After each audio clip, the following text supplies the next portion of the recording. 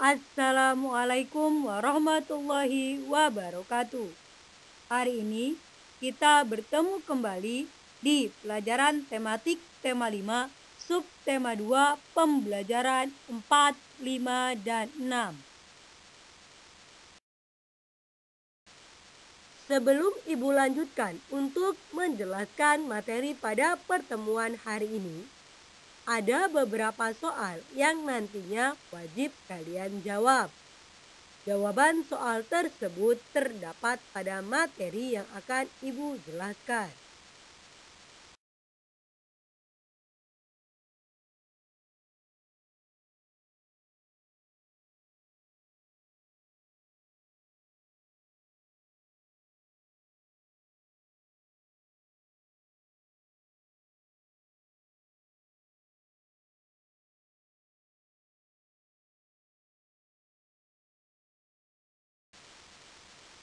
Ada beberapa materi yang akan kita pelajari pada pertemuan hari ini. Yang pertama, kenampakan alam dan kenampakan buatan. Yang kedua, menggali informasi dengan membuat pertanyaan. Yang ketiga, persatuan dan kesatuan dalam mengelola sumber daya alam. Yang keempat, hubungan makhluk hidup dalam ekosistem. Yang kelima, properti tari dan pola lantai dalam tari bertema. Dan yang keenam, semangat kekeluargaan dan gotong royong.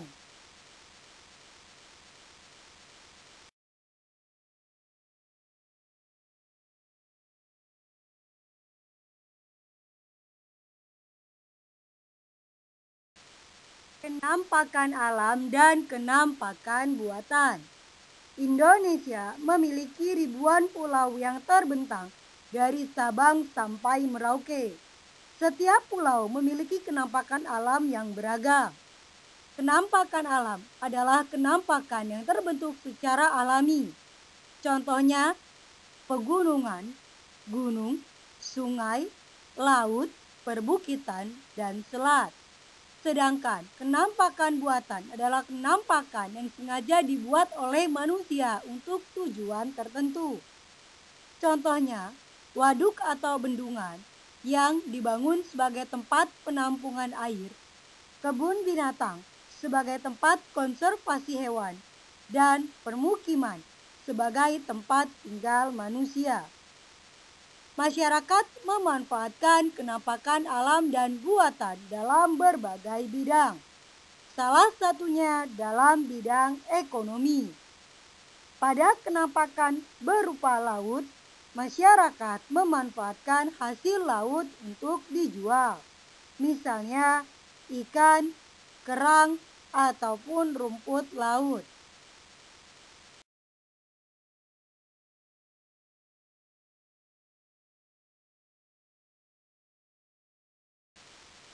Kenampakan alam perkebunan dimanfaatkan untuk memperoleh bahan pangan.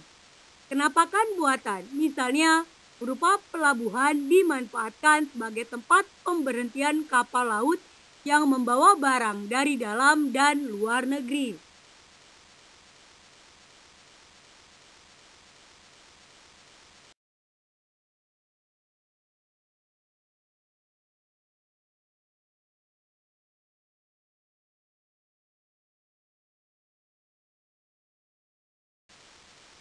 Menggali informasi dengan membuat pertanyaan. Setiap teks mengandung informasi mengenai suatu hal atau peristiwa yang ingin disampaikan kepada pembacanya. Menggali isi teks dapat dilakukan dengan berbagai cara. Sebelumnya, kita telah belajar menggali informasi teks bisa dilakukan dengan menjawab pertanyaan serta menentukan ide pokok menggunakan tabel dan peta pikiran. Cara lain yang dapat kita lakukan untuk menggali informasi adalah dengan membuat pertanyaan. Hal pertama yang perlu dilakukan adalah membaca isi teks secara keseluruhan dengan seksama. Setelah itu, buatlah kalimat tanya yang berkaitan dengan isi teks tersebut. Kamu dapat menggunakan kata tanya apa, di mana, mengapa, siapa, kapan, berapa, dan bagaimana saat membuat pertanyaan.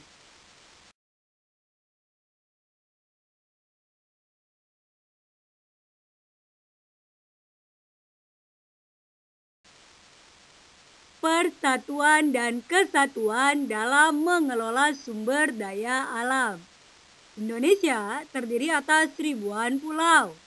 Pulau-pulau tersebut menjadi sebuah kesatuan, yaitu Negara Kesatuan Republik Indonesia. Setiap pulau dapat memiliki sumber daya alam yang berbeda dengan pulau lain. Setiap wilayah pun dapat menghasilkan sumber daya alam yang beragam. Misalnya, wilayah di dekat laut menghasilkan garam dan sumber daya laut. Sedangkan wilayah dataran tinggi menghasilkan hasil perkebunan seperti teh. Sumber daya alam di seluruh Indonesia tersebut harus dikelola dengan semangat persatuan dan kesatuan. Apabila setiap masyarakat dapat bersatu dalam mengelola sumber daya alam mereka, maka kesejahteraan bersama akan terwujud. Salah satu wujud persatuan dan kesatuan dalam mengelola sumber daya alam adalah kerjasama. Dua pulau yang memiliki perbedaan sumber daya alam dapat bekerja sama untuk memenuhi sumber daya alam yang dibutuhkan. Misalnya, Pulau Madura memiliki sumber daya garam yang melimpah. Sumber daya alam berupa garam tersebut diperlukan oleh masyarakat di berbagai pulau. Salah satunya Pulau Kalimantan. Jadi, penduduk Pulau Kalimantan dapat bekerja sama dengan petani garam di Pulau Madura untuk memenuhi kebutuhan garam mereka.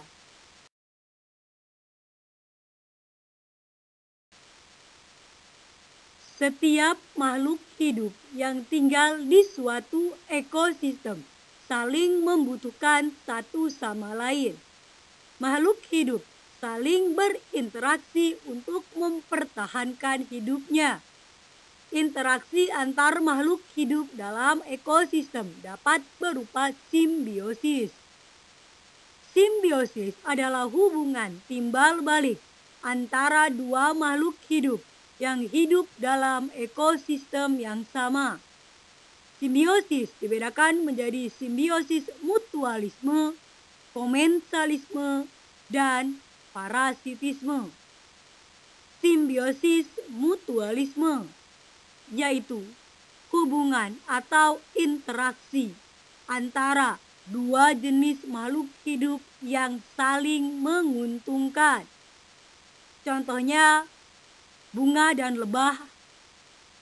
Lebah mendapatkan makanan berupa cairan madu.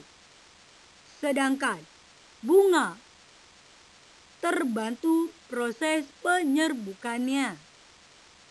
Simbiosis komensalisme yaitu interaksi yang menguntungkan satu makhluk hidup, namun makhluk hidup lainnya tidak dirugikan dan juga tidak diuntungkan. Contohnya, hiu dan ikan remora. Ikan remora diuntungkan karena mendapatkan perlindungan dari ikan hiu yang ada di dekatnya. Sedangkan ikan hiu tidak diuntungkan maupun dirugikan dengan keberadaan ikan remora. Yang ketiga, simbiosis parasitisme, yaitu interaksi yang menguntungkan satu makhluk hidup dan merugikan makhluk hidup lainnya. Contohnya, Rafflesia dan inangnya. Rafflesia mendapatkan makanan dari inangnya, sementara tumbuhan inang dirugikan.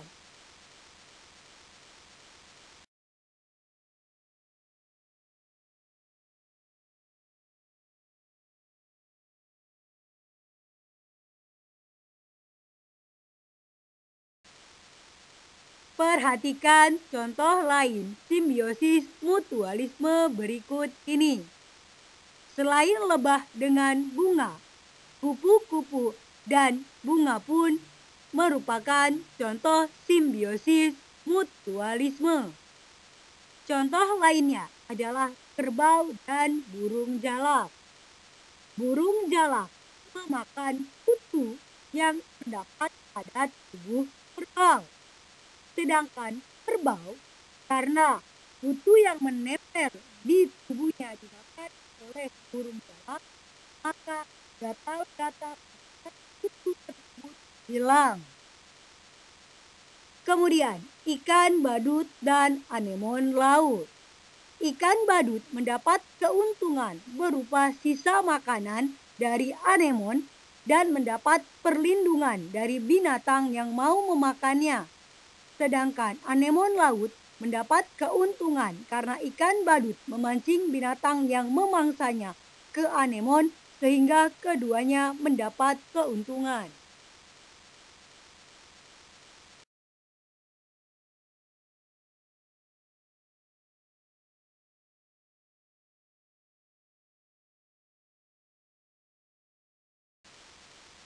Perhatikan contoh lain dari simbiosis komensalisme. Selain hiu dan ikan remora, contoh lain simbiosis komensalisme adalah tumbuhan paku dan pohon besar, serta anggrek dan pohon besar. Mengapa tumbuhan paku dan pohon besar, serta anggrek dan pohon besar termasuk simbiosis komensalisme?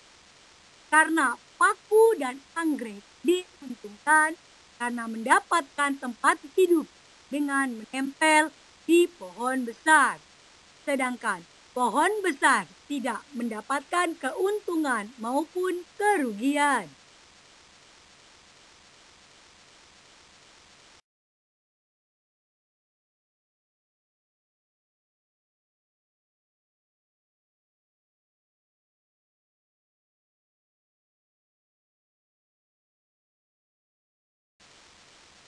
Contoh lain simbiosis parasitisme selain Rafflesia dan inangnya. Yang pertama, nyamuk dan manusia. Nyamuk diuntungkan karena mendapatkan zat makanan berupa darah manusia. Sedangkan manusia dirugikan karena kulitnya menjadi gatal, bahkan dapat tertular penyakit dari nyamuk. Contoh lainnya, benalu dan tumbuhan inang. Benalu menyerap unsur hara yang dimiliki oleh tumbuhan yang ditempelnya, sehingga mengakibatkan tumbuhan yang ditempelnya menjadi layu dan mati. Tali putri dan tumbuhan inang hampir sama dengan benalu dan tumbuhan inang. Tali putri menyerap makanan yang dimiliki oleh tumbuhan yang ditempelnya, sehingga mengakibatkan tumbuhan yang ditempelkannya menjadi layu dan mati.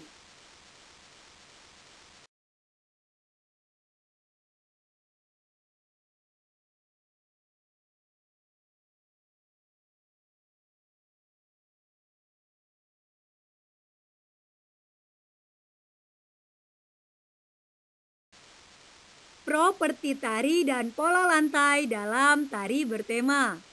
Tari tradisional di Indonesia memiliki banyak tema. Misalnya, tarian dengan tema alam dan kepahlawanan.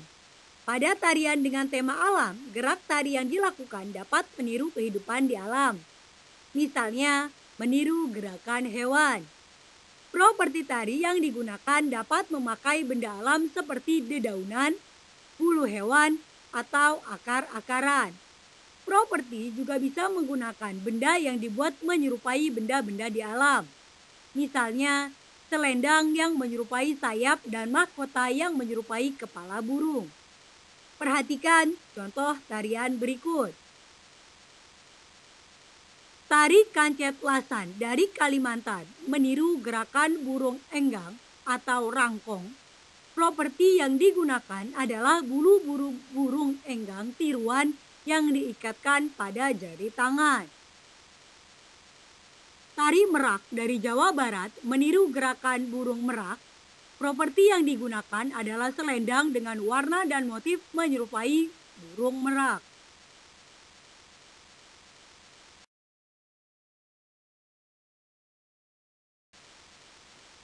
Selain menggunakan properti, tari bertema juga memiliki pola lantai tertentu. Berikut contoh pola lantai dalam tari merak.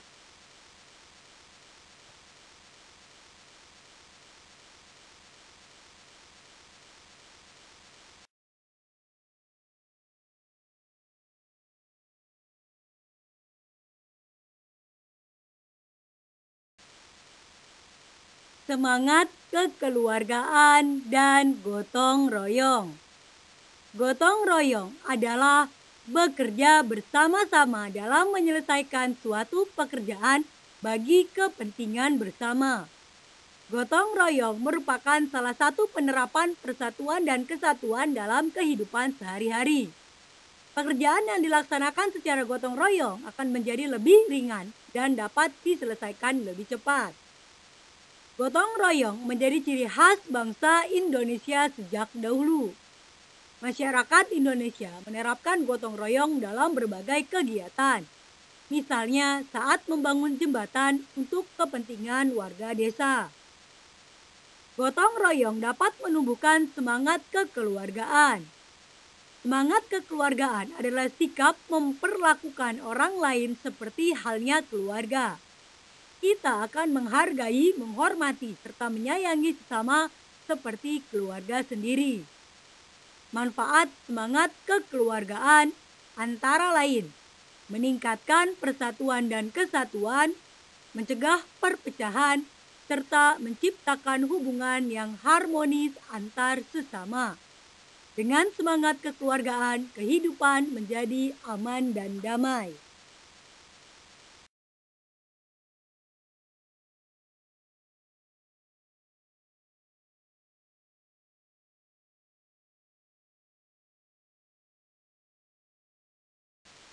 Demikian materi untuk pertemuan hari ini.